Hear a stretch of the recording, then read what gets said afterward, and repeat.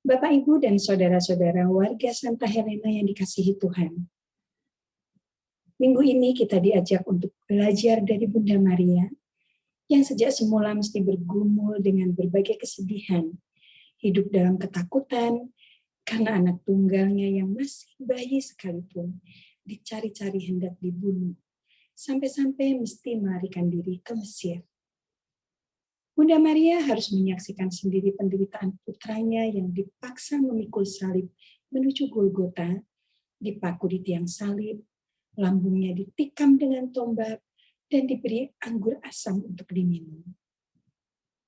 Bunda Maria pun harus menyaksikan sendiri bagaimana Yesus menundukkan kepalanya sambil berkata lirih, "Sudah selesai."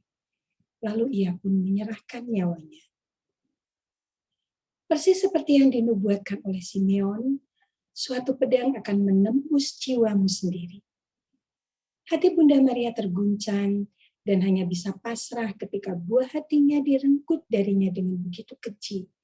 Lalu ia mendekat jenazah putranya ketika diturunkan dari tiang salib.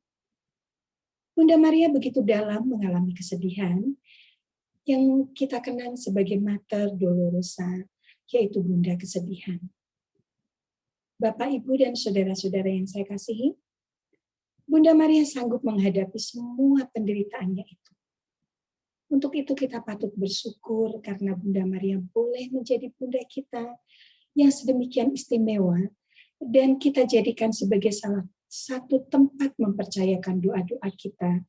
Salah satunya melalui doa Salam Maria yang sekaligus tempat kita memohon belas kasih dan bimbingannya. Sehingga kita pun dikuatkan untuk menghadapi berbagai kesusahan hidup ini.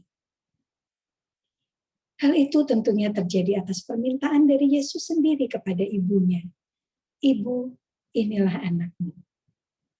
Berbagai peristiwa yang dialami oleh Bunda Maria bisa saja terjadi juga di tengah keluarga kita. Lingkungan kita, baik di dalam dunia kerja, komunitas, organisasi, dan bahkan masyarakat luas, seperti yang dialami oleh Yesus, ditindas bukan karena berbuat kesalahan, melainkan karena kita menjadi pengikut Kristus. Seperti yang sudah kita ketahui dan sadari, sebagai minoritas di masyarakat majemuk, tidak jarang kita mesti menyaksikan atau bahkan mengalami sendiri berbagai kesulitan yang dikarenakan kita beriman Katolik. Tidak hanya dalam hal beribadat, beberapa hak kita sebagai warga negara tidak bisa kita peroleh karena kita sebagai pengikut Yesus. Ada kalanya kita membayangkan risiko yang akan kita hadapi ketika kita mencoba membantu atau keluar dari penindasan tersebut. Kemudian kita lebih memilih untuk diam saja, atau bahkan membiarkan sehingga kesulitan, hambatan, dan rintangan itu terjadi.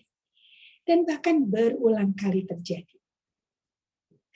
Kita sebagai umat yang di dalam hal ini menjadi bagian dari gereja itu sendiri, tentunya sudah menjadi kewajiban dari kita untuk ikut serta ambil bagian dalam upaya membantu sesama yang tertindas. Hal itu kita lakukan sebagai bentuk kesaksian akan iman kita yang hidup. Sanggupkah kita meniru Bunda Maria, Bunda kita, untuk melakukan sesuatu sebagai wujud pertolongan atau bentuk empati? Bunda Maria telah begitu banyak memberi teladan dalam kesaksian imannya, yang kita baca melalui Injil, yaitu ketika Bunda Maria yang tergerak hatinya oleh belas kasihan terhadap tuan rumah yang kehabisan anggur. Bunda Maria pun rela menempuh perjalanan yang begitu jauh dan dalam keadaan hamil muda untuk mengunjungi Elizabeth. Sanggupkah kita hadir sebagai saksi Kristus bagi sesama yang sedang berkesusahan itu? Bapak, Ibu, dan saudara-saudara yang saya kasihi, Yesus Kristus telah memanggil kita untuk menjadi saksinya. Saksi yang memiliki iman yang tangguh dan setia seperti Bunda Maria, yang dibangun di atas batu, bukan di atas pasir. Saksi yang mudah tergerak oleh belas kasihan terhadap sesama. Saksi yang selalu mau mengampuni kesalahan orang. Saksi yang mau mendahulukan damai sejahtera Kristus disertai kesabaran untuk menantikan kebenaran Kristus itu terjadi. Marilah kita belajar semuanya itu dari Bunda Maria, Bunda kita, Bunda segala bangsa. Amin. Terima kasih.